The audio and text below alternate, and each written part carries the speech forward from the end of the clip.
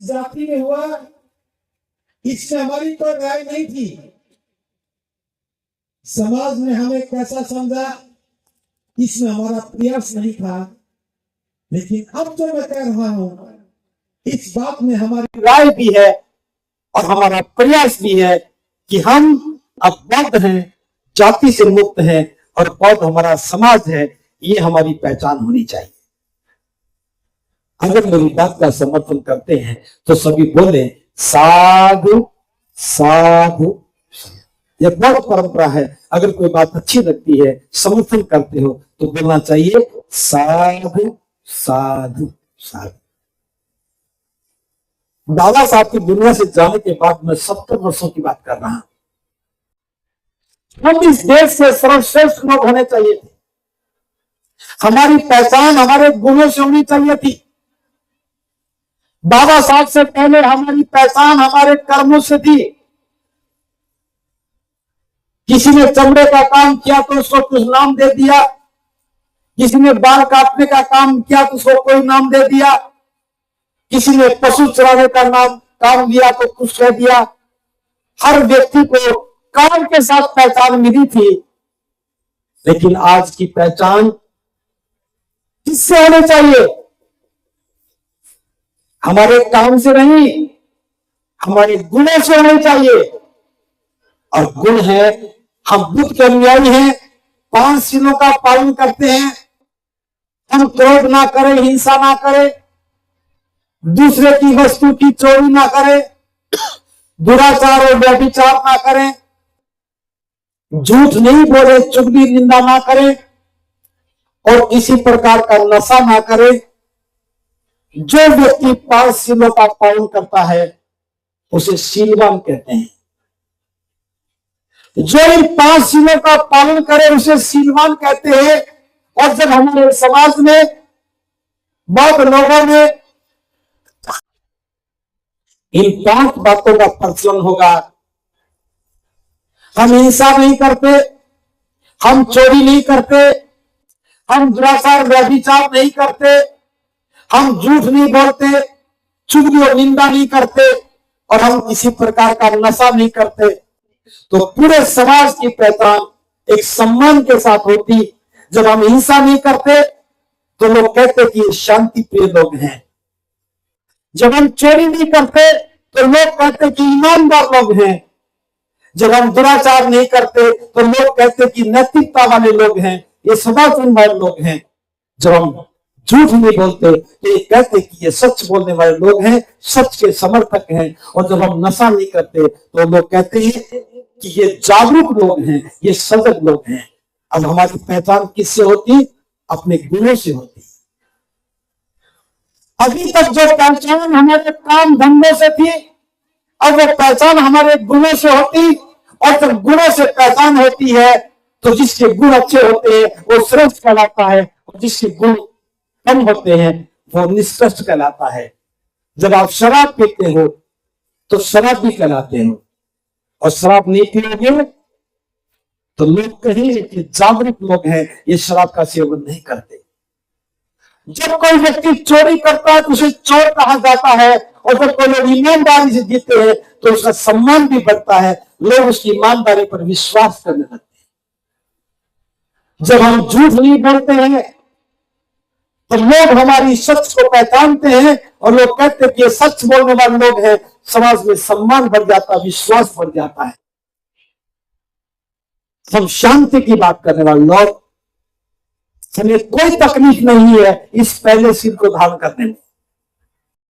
हम ईमानदार लोग हैं, चोरी नहीं करने वाले लोग हैं। अपने आप को ईमानदार बनाए रखने में हमें गर्व का अनुभव होता है। हम सदाचारी वाले लोग हैं, हम दुराचारी व्यभिचारी नहीं है। सदाचारी होने का गर्व हमें हमारे गौरव को बढ़ा देता है। जब हम सच का समर्थन करते हैं तो झूठ हमसे कोसों दूर जाता है, समाज का विश्वास हमारे साथ खड़ा हो जाता है। और जब नशे का सेवन नहीं करते हैं तो कोई भी गलत काम हमसे कभी नहीं हो सकता। तो ये तीसरा दौर शुरू हुआ है। ये तीसरा दौर हमारे बौद्ध बनने से पूरा होगा। और बौद्ध बनने से ही नहीं, अच्छे और सच्चे बौद्ध बनने से होगा। अच्छा बौद्ध जब बनता है जब 5 चीजों का पालन करता है, और सच्चा बौद्ध वो होता है जो महाकारुणिक बुद्ध ने बौद्ध बनने के लिए जो रास्ता बताया, हम ईमानदारी से उस मार्ग पर चलते हैं। सच्चा बौद्ध होने के लिए क्या करना पड़ेगा? गलत व्यवस्था का त्याग करना पड़ेगा। एक जाति बौद्धों की व्यवस्था नहीं है, इसलिए जाति का त्याग करके जो व्यक्ति बौद्ध बन गया हो, अपनी संतान की शादी विवाह बौद्धों में ही करो, मत पूछना कि तुम्हारी पहले जाति कौन सी थी। आप देखना, अगर इस बात को हमने व्यवहार में उतार लिया, बौद्ध व्यक्ति बौद्धों से शादी करे, तो हमारा समाज मजबूत बनेगा और जाति की जड़ें हमेशा के लिए खत्म हो जाएंगी। अगर आपने रोटी बेटी के संबंध स्थापित नहीं किए तो फिर बौद्ध समाज नहीं बन पाएगा। दूसरी बात, सच्चा बौद्ध वो है जो बुद्ध की शिक्षाओं को आचरण में उतारे। आपने सामाजिक तौर पर देखा होगा, किसी भी सामाजिक कार्यक्रमों में आप लोगों को एक साथ बैठ करके खाना नहीं खिलाया, एक साथ बैठ करके खाना खाने की अनुमति नहीं थी। हमारे साथ समाज में भेदभाव होता रहा और आपने घर में भेदभाव करना शुरू कर दिया। हम अपने परिवार में एक साथ रह करके कभी एक साथ खाना खाते हैं? याद करो, उस दिन को याद करो तो परिवार के सभी लोग एक साथ बैठकर खाना खा रहे हो। महिलाएं भी, घर की बहू भी, पुरुष भी, बच्चे भी एक साथ बैठ के खाना खाते हो। क्या हमारे परिवारों में ऐसा है? नहीं है। तो भेदभाव के समर्थक हैं आप लोग। अगर बौद्ध बनकर के बाबा साहब के वक्त में भारत की परिसंकल्पना को साकार करना चाहते हो, जीवन को श्रेष्ठ करना चाहते हो, तो समानता की बात पर विश्वास करते हुए हम अपने परिवार में सिद्धांत को लागू करें। आपने रास्ते में नारा भी लगाया था, इसे याद दिलवा रहा हूं। बौद्ध धर्म की क्या पहचान? जोर से बोलेंगे, बौद्ध धर्म की क्या पहचान? एक समान है मानव मानव, तो महिला और पुरुष के बीच में भेद नहीं होना चाहिए। महिला और पुरुष के बीच में भेद को खत्म करना है तो दो बातें विशेष रूप से करनी है। एक तो महिलाएं जो घूंघट करती हैं, जिस जिसके घर में घूंघट है तो समझ जाना कि आपने बाबा साहब की बात की अवहेलना की है। अगर बाबा साहब पर विश्वास करते हैं और बुद्ध की शरण में आते हैं तो मानव मानव एक समान के सिद्धांत को लागू करने के लिए घर में किसी भी महिला को घूंघट करने की आवश्यकता नहीं है।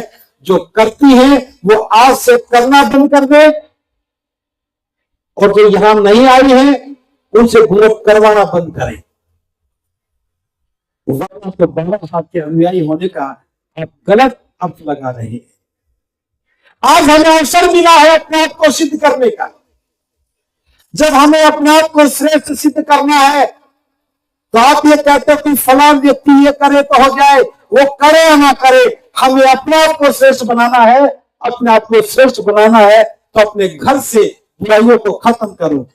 और ये पहली बुराई है कि आप महिलाओं को पर्दे में रखते हो, घूंघट में रखते हो। क्या घूंघट करने से इज्जत मिलती है? और इस बात को मैं बार बार दोहराता हूं, आज भी बता रहा हूं, महिलाएं किससे घूंघट करती है? कोई घूंघट नहीं, ये सिर्फ नाटक है। शादी से पहले लड़की को देखने कौन जाता है? होने वाला ससुर पूरा गौर से देखता है, जेठ भी जाता है वो भी देखता है। शादी पक्की करने जाते हैं तब देखते हैं, लगन सगाई में देखते हैं, और माला डालते समय देखते हैं। 4-4, 5-5 बार मुंह देखने के बाद शादी के बाद जब घर में आती तो नाटक शुरू हो जाता है। अगर मुंह देखना ही नहीं था तो देखने गए क्यों, और पसंद करके लाए हो तो फिर नाटक क्यों। और महिलाओं को लगता है कि ससुर ने मुंह देखा ही नहीं, इतना जल्दी भूल गए। मुंह देखा ही नहीं, आपको पसंद किया था, और पसंद किया था तो मुंह ढक क्यों रही हो। ना पसंद हो तो मुंह ढक लो, फिर आपको ना पसंद करे तो मुंह ढको। पुरुषों पर भी लागू होती बात। जब आप बहू का मुंह देखना नहीं चाहते तो दिखाते क्यों हो। जब आप अपने पुत्र वधू का मुंह देखना नहीं चाहते तो अपना मुंह दिखाते क्यों हो। मानो मानो एक समान, 2 मीटर कपड़ा आप भी ले आओ, घर में आओ तो कम से कम घूंघट ही कर। कौन सी बात करोगे, घूंघट करना स्वीकार करोगे या घूंघट हटाना स्वीकार करोगे। हटाना स्वीकार करोगे तो मैं समझता हूं कि तावड़ू में आज एक बहुत सुंदर शुरुआत होनी चाहिए कि तावड़ू के जितने भी 12 साल के अनुयायी है, किसी के घर में भी घूंघट नहीं होना चाहिए। और दूसरी बात इसके लिए जरूरी है, जब हम बौद्ध समाज की बात करते हैं तो परिवार भी उसका एक हिस्सा बनना चाहिए। हर रोज आप जल्दी में रहते हैं, आपको कारोबार के लिए निकलना है, ड्यूटी के लिए निकलना होता है, ये संभव नहीं हो सकता, लेकिन कम से कम रविवार के दिन पूरा परिवार एक साथ बैठ करके खाना खाए। ससुर भी वहां बैठे, जेठ होते हुए बैठे, पुत्र वधू भी वहीं बैठे, सास भी वहीं बैठे, बच्चे भी बैठे, और रविवार के दिन कम से कम एक दिन एक साथ बैठ के खाना खाना शुरू करो। फिर आपको लगेगा कि हमारा परिवार है, वरना तो पुरुष का मुंह पूर्व में है तो महिलाओं का पश्चिम में रहता है। क्या बौद्ध होने का प्रमाण नहीं है ये। जब हमें साथ बैठ करके खाना खाने का हक नहीं था तो उसकी शुरुआत हम अपने घर से करें कि हम एक साथ बैठ के खाना खाएं, और जब घर में एक साथ बैठ के खाना खाएंगे तो फिर समाज में भी एक साथ बैठ के खाना खाएंगे। और याद रखना, इस प्रकार के कार्यक्रमों में खाना खिलाते समय 2 मंच मत लगाना, 2 पार्लर मत बनाना। यहां महिलाएं खाना खाएंगे, पुरुष खाना खाएंगे, अगर ऐसा बनाते तो आज की बात बंद कर देना। और मैं तो ये भी कहता हूं, इन देशनाओं के कार्यक्रमों में भी विभाजन रेखा मत रखो, इधर महिला बैठेंगे इधर पुरुष बैठेंगे। परिवार आता है, छोटे बच्चे भी आते हैं, तो बच्चे तो मम्मी को तंग करेंगे, पापा को फर्क नहीं पड़ता। अगर परिवार साथ बैठा हो तो बच्चों की देखभाल हो जाती है। जिसको जहां जगह मिले बैठ जाए। ये कुछ अछूत छुआछूत की बीमारी नहीं है, ये मन की मानसिकता गलत है। इसलिए दोनों के कार्यक्रम में जिसको जहां जगह मिले वहीं बैठ जा। एक साथ बैठना हमारी प्राथमिकता होना चाहिए, हम सच्चे बौद्ध कहलाएंगे। और अगली बात, विवाह शादी के तौर तरीके बदलो। यहां बहुत सारी परंपराएं मैं देख रहा हूं, शादी के समय बहुत भिक्षु को बुलाएंगे और कहेंगे हमारी शादी बहुत रीति से हो गई। लगन बहुत रीति से था क्या, सगाई बहुत रीति से थी, ये बारात कौन सी बहुत रीति की है, बजने वाला बैंड बहुत रीति का है, टेंट बहुत रीति का है, दावत बहुत रीति की है, लेन देन बहुत रीति का है क्या। ये हमारी परंपरा नहीं है। लड़का और लड़की दोनों पसंद हो जाए, दोनों परिवारों की सहमति हो जाए तो जो दिन आपको अच्छा लगे दिन के समय में आप शादी करो, बारात मत लेकर जाओ, एक साधारण तरीके से शादी करो। लड़का पक्ष के घर में करो या लड़की पक्ष के घर में करो, सामुदायिक भवन में करो, लेकिन बड़ा टेंट बड़ा बैंड नहीं लेके जाना।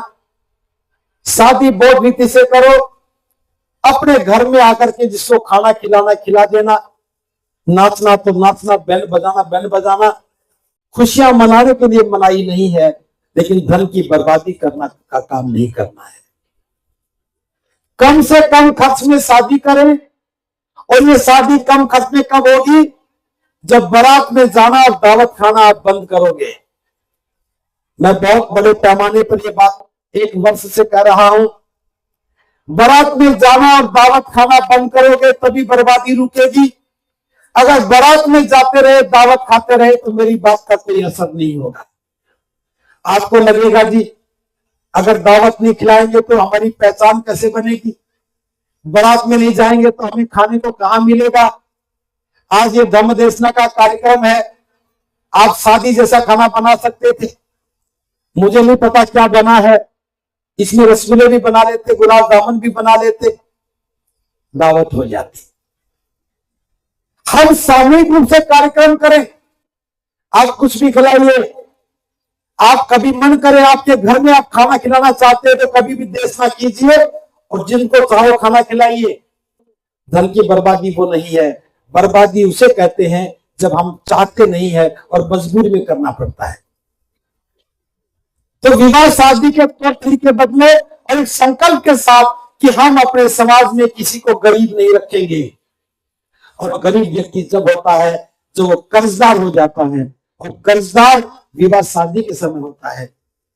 तो मैं बता रहा हूं हमारी पहचान एक कर्जदार की नहीं होनी चाहिए, हमारी पहचान गरीब व्यक्ति की नहीं होनी चाहिए, हमारी पहचान एक मजदूर व्यक्ति की नहीं होनी चाहिए, हमारी पहचान कारोबारी की होनी चाहिए।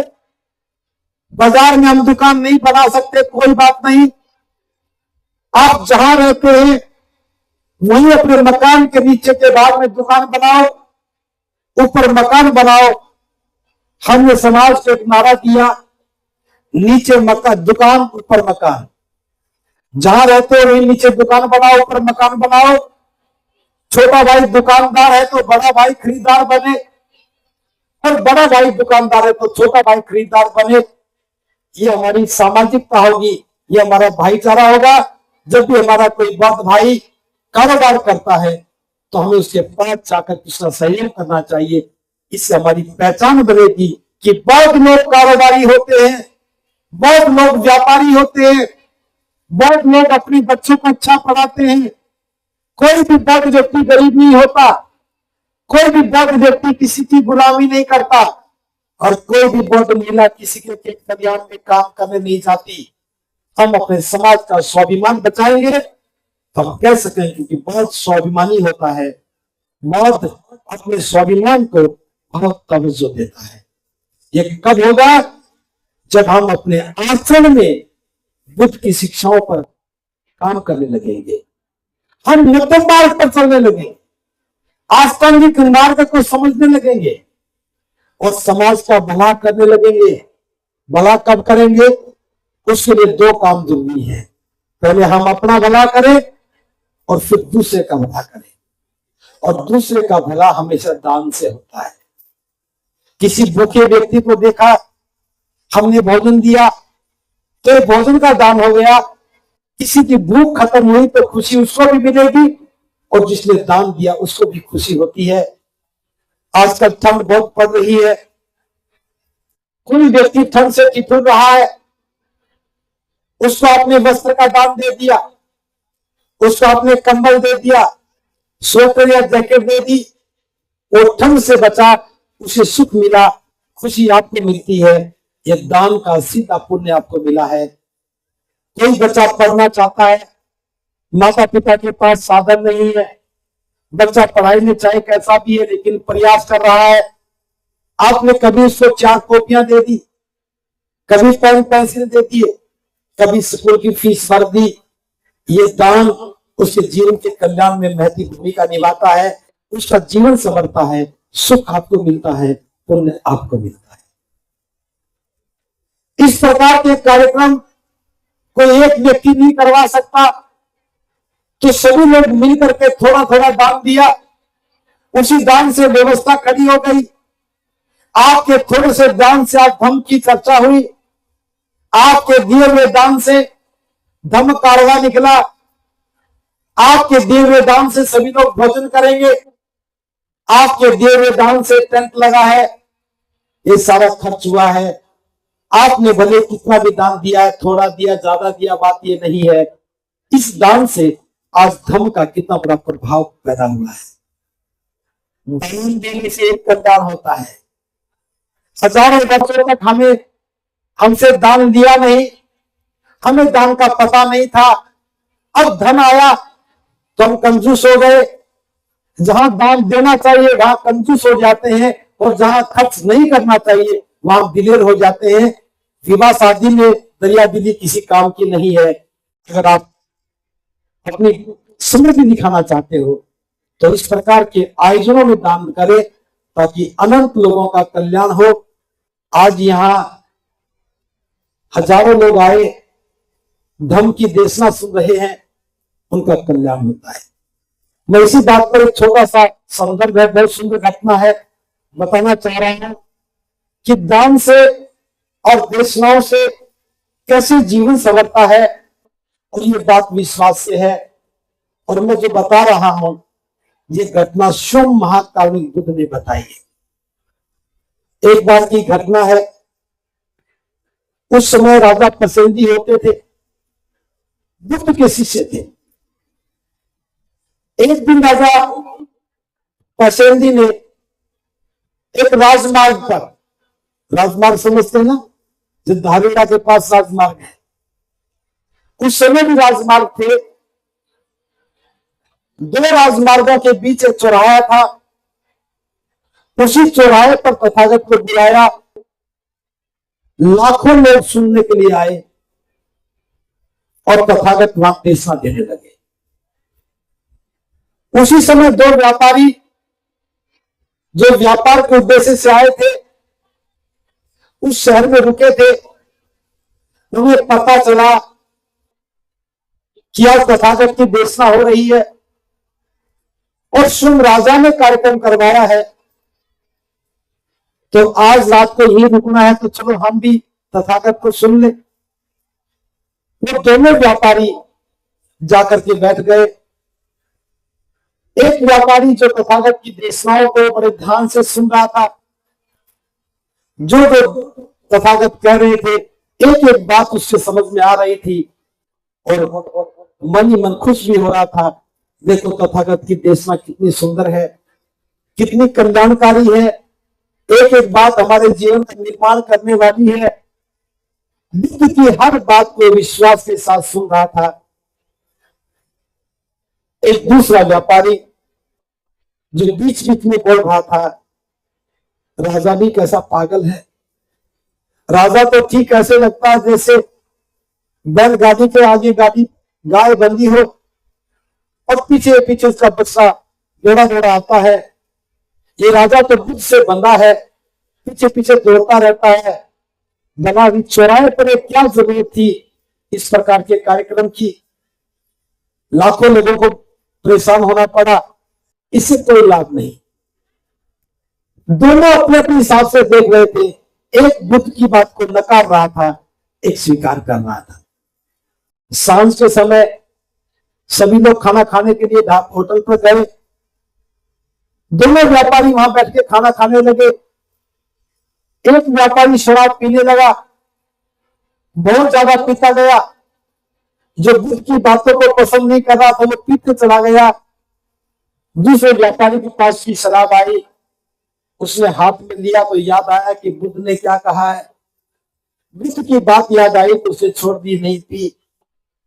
खाना खाने के बाद जिसने शराब नहीं पी वो तो आकर के सो गया।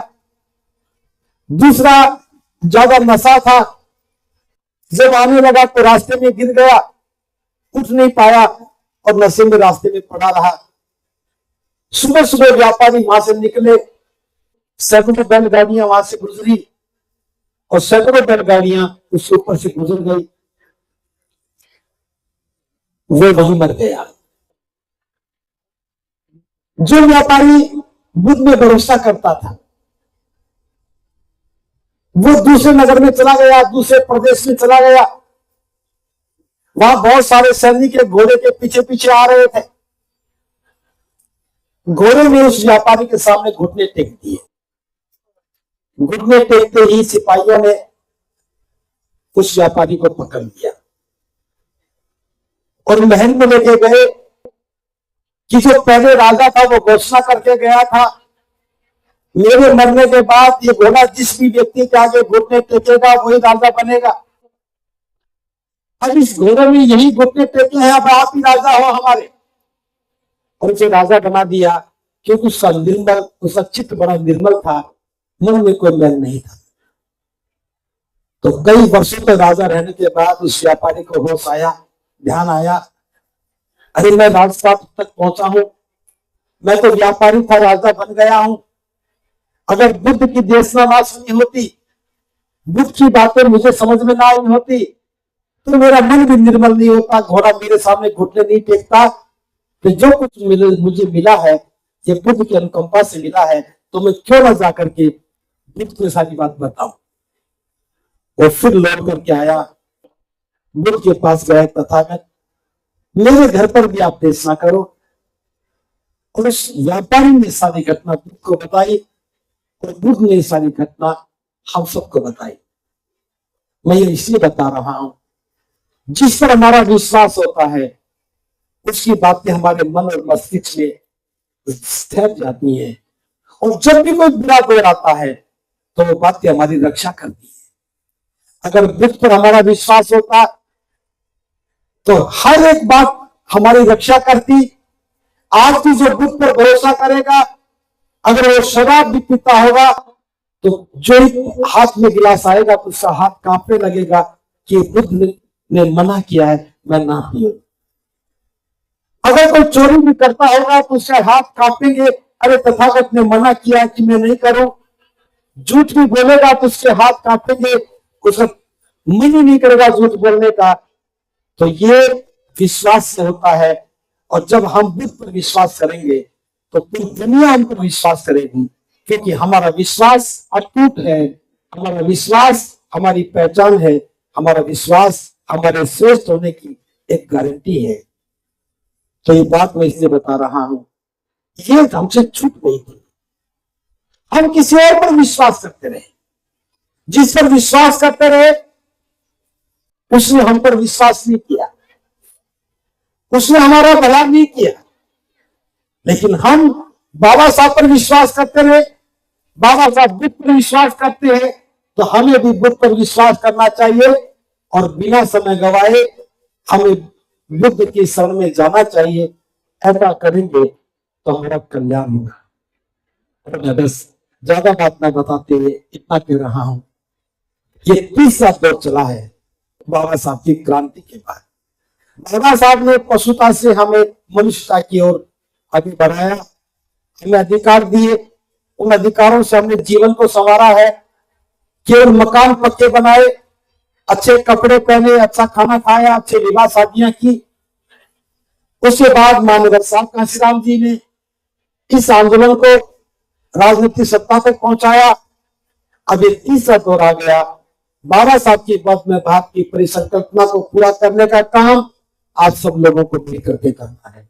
ये हमारी जिम्मेदारी है कि हम अपना जीवन श्रेष्ठ बनाए और घोषणा करें कि हम श्रेष्ठ लोग हैं, हम अच्छे लोग हैं, हम बुद्ध की शिक्षाओं को मानने वाले लोग हैं, हम सभी के साथ समानता का व्यवहार करते हैं, किसी के साथ भेदभाव नहीं करते, सभी के साथ बंधुता है हमारी, हमारे मन में करुणा है।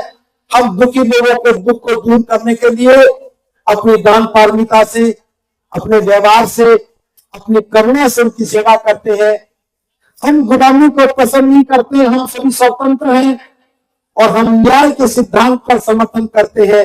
ये पांचों बातें बुद्ध के धर्म की मूल बातें हैं और बाबा साहब ने ये 5 बातों का आधार बना करके बुद्ध की शरण ली थी। मैं स्वयं भी आपसे ये कहता हूं, पहले हमें भले शूद्र कहा, हमने दलित कहा, कुछ भी पहचान हमारी भली, अब हमारी पहचान मैं बौद्ध हूं, जाति से मुक्त हूं और बौद्ध हूं, बौद्ध है मेरा समाज है। इस पहचान के लिए काम करना है। बहुत सारी बातें अगली बार भी करेंगे। लगातार इस आंदोलन को आगे चलाना है। जिन लोगों ने दिन रात मेहनत करके इस कार्यक्रम को सफल बनाया है उनको मैं साधुवाद ज्ञापित करता हूं। 4-5 महिलाओं ने बहुत ज्यादा अच्छी भूमिका निभाई, मुझे नाम तो पता नहीं, उन्होंने गांव-गांव जाकर के काम किया है, उनको भी साधुवाद। और मैं विशेष साधुवाद ज्ञापित करना चाहता हूं, इस इलाके में मिशन मूवमेंट को आगे बढ़ाने के समय जो मैंने देखा, ये तो असंख्य लोगों का योगदान रहा होगा। जब मैं पहली बार इस क्षेत्र में आया तो मैंने सोना से देखना शुरू किया। वीर सिंह नंबरदार जी, मूलचंद नंबरदार जी, एक भगवान दास नंबरदार थे, और भी कई नंबरदार, सबके नाम याद नहीं है। उन्होंने बड़े पैमाने पर धम्म को बाबा साहब मिशन को आगे बढ़ाया। जब हम तावड़े में आए तो गोवर्धन बौद्ध जी थे, टेकचंद सैनी जी थे, और एक सुंद गांव से वीर सिंह थे, और भी लोग थे, उनके सबके नाम मुझे याद नहीं है। मैं उनको भी साधुवाद ज्ञापित करता हूं। और विशेष रूप से रानिया गांव के लोगों को, गांव तो मैंने बहुत बार सुना लेकिन आज तक गया नहीं हूं। रानिया गांव में धम्म की चर्चा बहुत पहले शुरू हो गई थी, उनको भी साधुवाद। तो मैं एक बार पुनः उन सभी नौजवानों को, बुजुर्गों को साधुवाद ज्ञापित कर रहा हूं। भले मैं सबके नाम नहीं ले रहा हूं क्योंकि पुराने लोग थे, उनके साथ काम किया था तो उनके नाम भी याद थे। उन सभी को, और जो सुनते उनको भी, और जिन्होंने वर्तमान में काम किया उनको भी, सबको अनंत मंगल कामनाएं, सबको साधुवाद, और सबका मंगल हो, सबका मंगल हो। 18 मार्च को आगरा में एक बड़ा कार्यक्रम होता है, आपको मालूम होगा। इस बार विशेष तैयारी के साथ आपको 18 मार्च में आगरा में चलना है। और जो भी नौजवान इस श्रेष्ठ जीवन के आंदोलन को आगे बढ़ाना चाहते, काम करना चाहते हैं, चाहे उपासिका हो, उपासक हो, युवा हो, युवती हो, वो टीम से मिलकर के अपनी भागीदारी के लिए अपना नाम लिखवा सकते हैं। इन्हीं शब्दों के साथ सबका मंगल, सबका मंगल, सबका